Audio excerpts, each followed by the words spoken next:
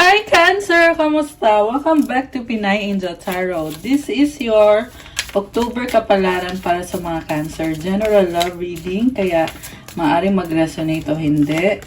Pero pag nag-resonate, comment nyo para alam ko.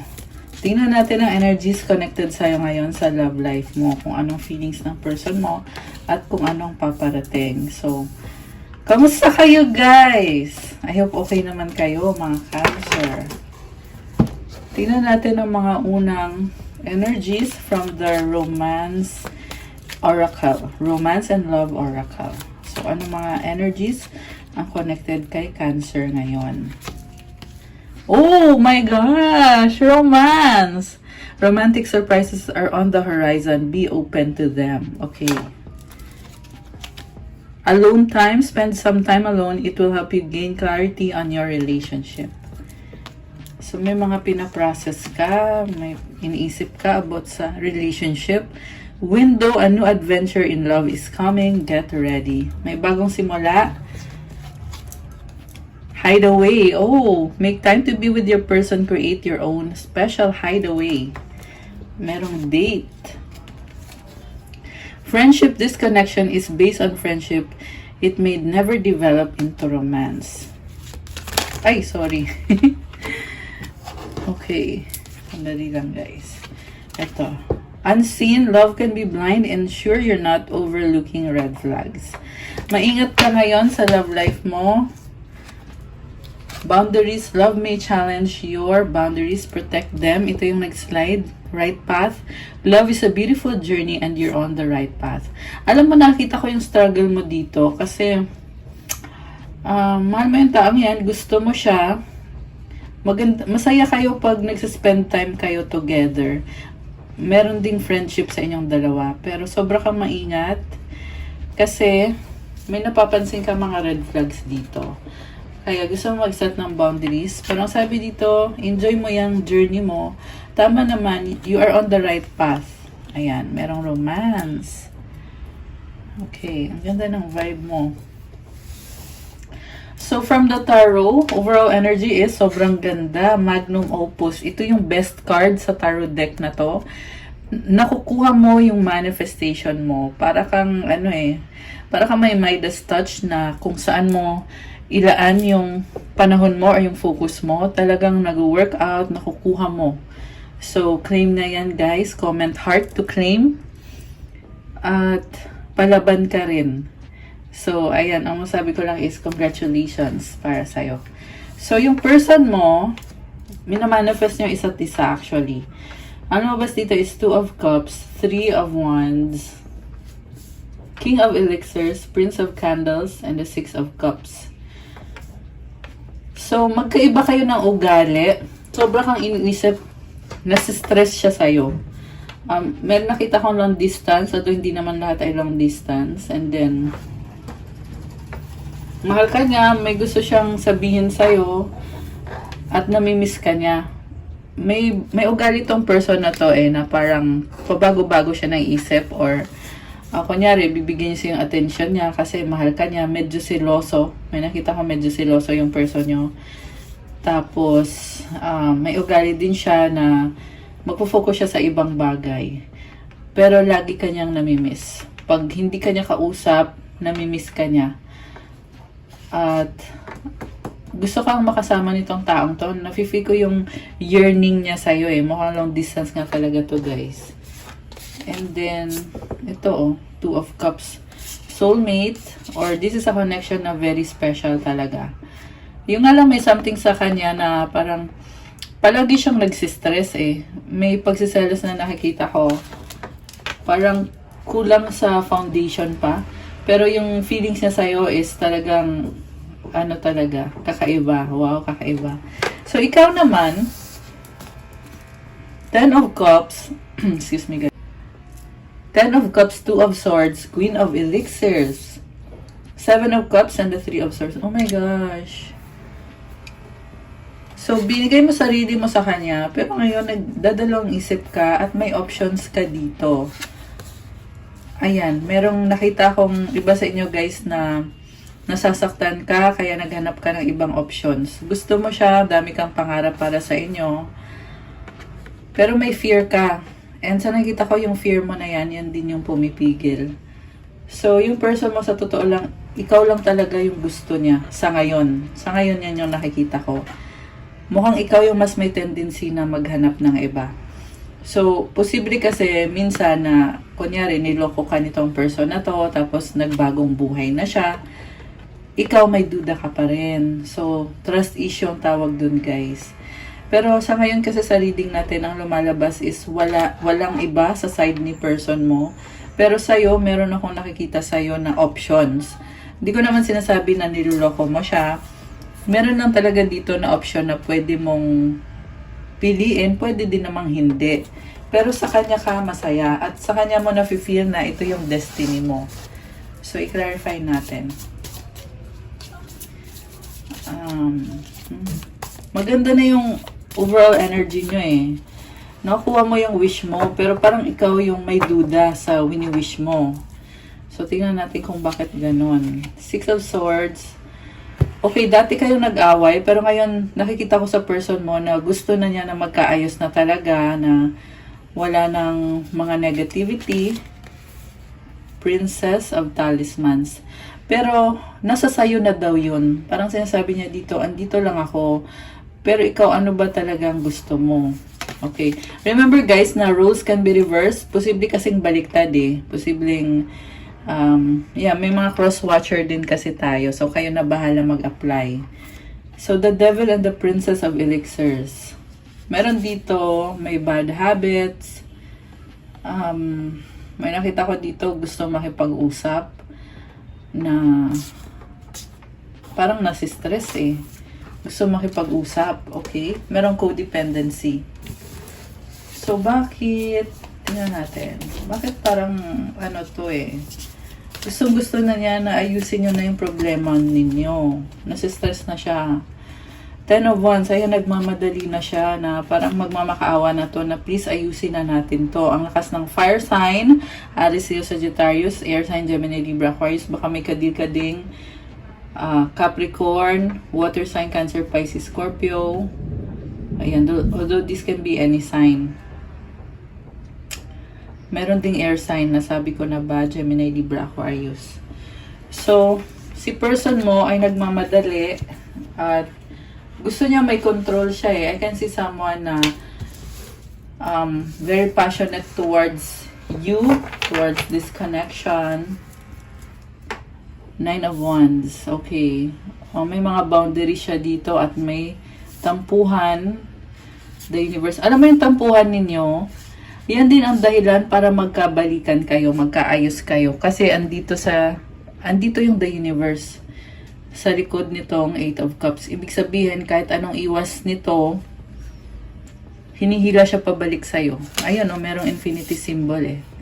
So, si universe na mismo nagsasabi, oy, wait lang, saan ka pupunta? Ayusin mo muna to. May ganon eh. Queen of Candles. Okay. So, committed sa'yo tong taong to eh. Magician. Baka may kadikang Gemini, air sign, Gemini, Libra, Aquarius. So, may tampo talaga guys. Ang nakita ko dito, gusto niya na pakinggan mo siya. So, siguro nagka-clash kayo. Tinatamaan yung ego niya eh. Gusto niya ibigay mo sa kanya yung attention mo. Kasi hanggat hindi nangyayari yan, nafe-feel niya na nababaliwala siya. Gusto niyang bumawi sa'yo. 6 of Pentacles, 10 of Pentacles, 8 of Pentacles. Gusto niya magbigay ng effort. Medyo siguro mafe-feel mo sa kanya na kahina-hinala yung mga ginagawa niya. Pero yun kasi yung paraan niya para bumawi. 444 angel numbers. Ayan. So,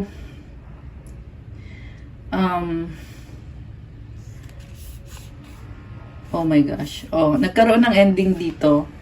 Siguro nga niloko ka nito kasi may nakita ko dito na pinagsabay-sabay at mukhang nahuli mo siya. Natuklasan mo. Okay. Karmic connection niya yun eh. Masikreto pala to. Emperor and the Prince of Elixirs. Mukhang merong anak sa other person. Hindi siya makaalis. Hindi siya makaalis doon. Problemado siya. Kasi feeling niya, kailangan magkaroon ng balance. The Lovers, Ace of Talismans. At one point, pinili niya yon, kaya kayo nagkagulo-gulo. Ayan. So, ayan, ilagay ko muna yung cards. Hindi ko na pinapakita para mas mabilis. Baka nagtataka kayo, bakit hindi ko binubuksan lahat ng cards. Kasi gusto ko na malaman agad. So, may chance pa ba sa'yo? Kasi nakikita ko, ang daming nagbubukas na opportunity sa'yo, Cancer. Tingnan natin na, may chance pa ba to? The Sun, yes, meron chance for new beginning. Decision mo na lang talaga. Ace of Keys, breakthrough. May magbabago sa energy nyo. Seven of Wands, the Moon. Maingat ka pa rin, may boundaries ka pa rin, pero andun yung second chance. At opportunity mo na to. Kailangan mong mag-reach out, Cancer, para magkaroon ng connection ulit. Magkaroon ng bridge ulit kayo. So, andito yung Death. This is a Phoenix rising symbol. Kung ano man yung nawala sa'yo, ibabalik ni Universe yan. Kasi naging Phoenix ka dito eh. You will be as strong as kung nung bago ka niya sinaktan. So, kinakarma tong person na to ngayon or kakarmahin siya dahil sa mga ginawa niya. Hindi natin sinasabi yan para parusahan yung tao. Kasi hindi naman tayo ganyan eh. Pero ang sinasabi ko kasi is yung universe mismo ang gagawa. Ayun yun guys. Ganun yung kahulugan nun. Si universe mismo ang magbabalik sa'yo ng kung ano yung ininvest mo, makukuha mo yan ulit. Kaya huwag kang mag-alala. Huwag masyadong maging down. Okay? Cancer, huwag masyadong mag-ano dyan. Huwag mag-alala. Seven of Pentacles. May usapang money matters na nalilito ka. At pinag-aaralan mo. Pero sa huli, merong celebration na mukhang magiging pabor sa'yo. At merong mensahe matatanggap na magdadala sa'yo ng healing, magdadala ng pera, at swerte. Fortuna card. Ayan oh. Fortuna. Kasabay ng Chariot card. Oh, kumidlat. Dinig niyo yun guys. Ganon ka shocking. Itong balita tungkol sa pera. Comment, heart to claim. Ayan, comment, claim. Sensya na kayo sa ingay ha. Hindi natin mapigilan yan. Kumidlat bigla eh. So, ayan, Cancer. Grabe itong energy na nasagap natin dito. Fortuna card, oh. Kita mo yan. So, pabalik sa'yo itong pera na to. Mabilis. Chariot, oh. I feel like sinasabi sa'yo dito, you also have to do your part. Kasi ikaw to eh. Card mo tong Chariot energy. This is Cancer energy. The Seeker, oh, ito na nga. Ikaw yun. Seek and you will find. Prince of Talismans. Medyo litang ka pa kung anong uunahin mo. Pero basta follow your heart. Kung kailangan mong magpatulong or humingi ng guidance, gawin mo. Yung iba kasi sa inyo ay may na-feel akong legal na case na kinakarap nyo. Baka sa annulment yan. Baka sa, anong tawag dito? Sa support yan. Or basta alam nyo yan kung kayo to. Okay? Ace of Elixirs. Ito hindi mo pa alam pero kailangan mong mag-take ng step mo kasi andito na yung bagong simula. Ace of Elixirs, the alchemy. Ayan, you are a creator. So, you will be the one to create this money opportunity siya actually eh. Yung parang naging burden mo dito sa taong to, it turned into an opportunity for money to come into your life. And itong person na to, sa totoo lang sinaktan ka niya, pero ang nakikita ko lumalabas dito, namimiss ka niya eh. Naalala yung memories. Pero hindi ko sinasabi yan para balikan mo siya o ano, kasi kung niloko ka naman niya, ba't mo nga naman babalikan, di ba? Sinasabi ko lang kasi yan yung lumalabas sa cards niya dyan. And also lumalabas din na nauunawaan ka niya. Wala kang dapat ika-guilty or wag kang mag-guilty kung ngayon ikaw na yung bumabangon at ikaw na yung nakakaangat at siya naman ay bumabagsak na unti-unti. Kung yun man nga ang nangyayari, huwag kang mag-guilty kasi alam niya yung ginawa niya eh. At nauunawaan ka niya. So, save yourself. Okay? This is a very specific reading. Hindi sa lahat ng Cancer magre-resonate. Pero ma-appreciate ko kung magko-comment kayo kung kayo man ito. Okay? Let me know, guys. So, ito, hindi maalis yung struggle mo. Magsa-struggle ka dito sa mga aayusin mo. Four of Cups, Princess of Keys, kailangan mo ng mga kasagutan, kailangan mo ng guidance, there is victory, Six of Wands, Ace of Candles, you will follow your heart, Four of Wands, 11-11 card to, you will be happier habang inaayos mo itong mga bagay na to. May mga sunod-sunod na tower moment or sunod-sunod na pagbabago. Ayan tower is about transformation and change. Queen of Talismans, Four of Pentacles, sobra kang maingat dito. Very practical, kaya mo gawa ng paraan. You are coming from a place of nawalan ka, nasasaktan ka. Huwag kang sumuko, Cancer. Huwag kang manghinayang. The Empress, andito sa dulo. Ma-unlock mo yung power mo as the Empress habang inaayos mo tong mga documents na to. Yung mga, hindi lang documents meron din kasi ako nakikita dito, lilipat ng lugar, lilipat ng bahay. May ganong scenario din na nabivisualize ko or nabivision ko dito. Prince of Keys.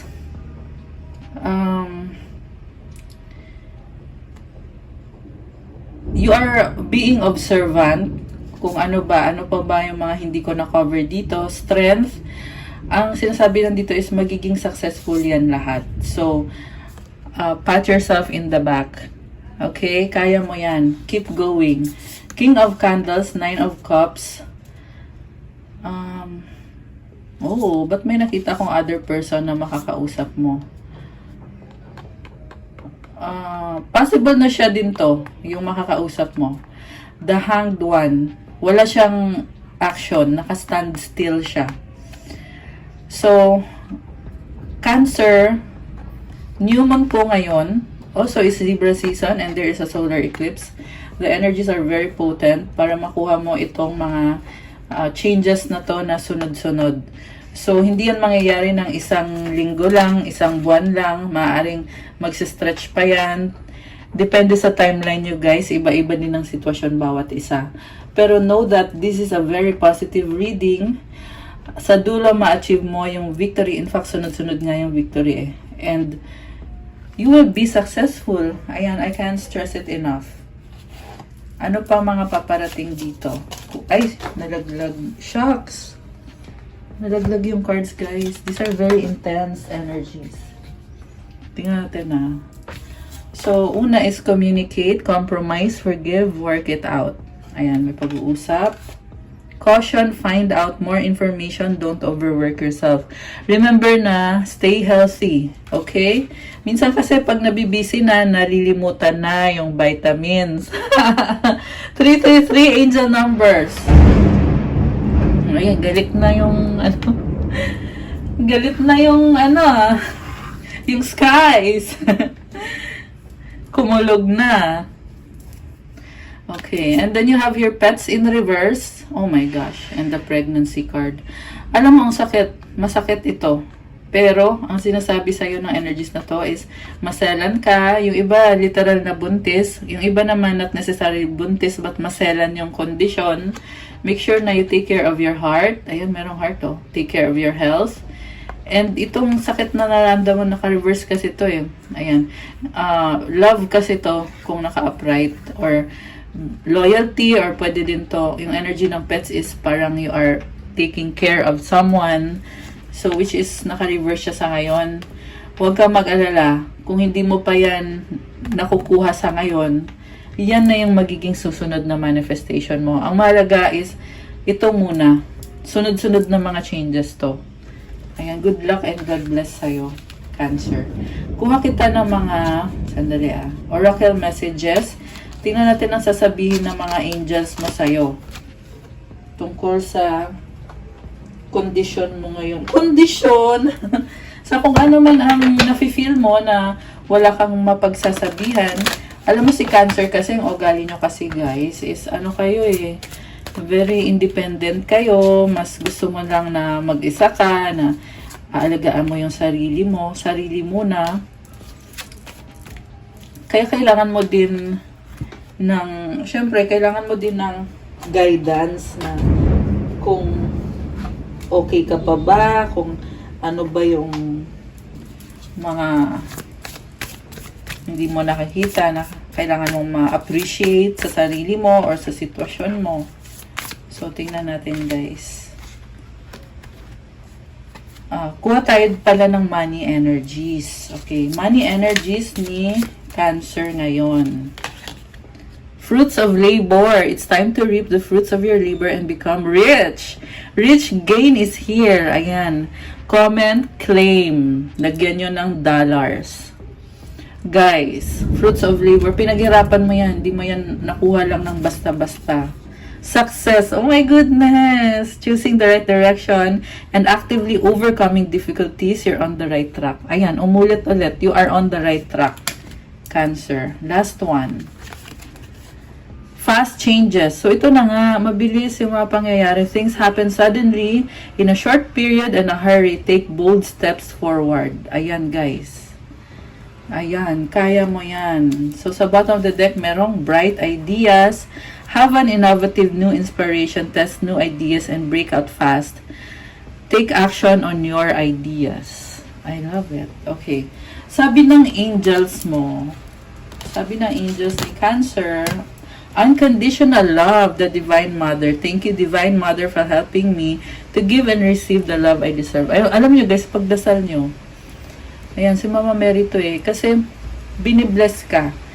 The more na nagpe-pray kayo, araw, gabi, pagising bago matulog, mapapansin mo yan na lahat ng sinasabi mo, iniisip mo, nagmamanifest in real life. Ayan, talagang umulan na.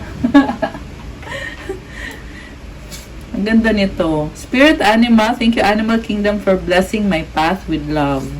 The miracle of forgiveness, Archangel Jeremiel. Thank you Jeremiel for helping me understand the process of forgiveness. Ayan, kailangan ng kapatawaran sa sarili mo, sa mga taong involved. The universe works fast when I'm having fun. I-enjoy mo din along the way. Okay? Kasi magugulat ka na lang na parang, ay, ang bilis lahat na nangyayari. Kasi in-enjoy mo. The last one is, when I'm in alignment with the love of the universe, peace cannot be disrupted. So, alalahanin mo guys, tandaan mo na palagi kang sinusuportahan ng universe. Deserve mo magkaroon ng peace. So, i-embrace mo yung peace na yan. Comment again, comment heart again guys. I love this. Yeah, the more heart na kino-comment nyo, the more na nakiklaim nyo lahat ng positive energies na lumabas sa reading. 18 angel numbers. Ayan. Okay, guys. That's all what I have for you. Cancer. Para sa iyo, October Kapalaran. Thank you for watching. I'm so happy na maibigay sa inyo ang reading na to. Hindi po sa lahat magre-resonate, pero kung sa inyo po nag-resonate, ayan, i-comment nyo po. Thank you. God bless you guys. I'll see you again soon. Stay safe.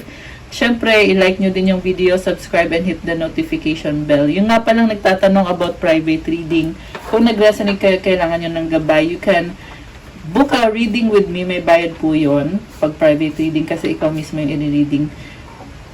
Message lang kayo sa Viber or sa WhatsApp para mas mabilis. Nasa description box po yung contact details.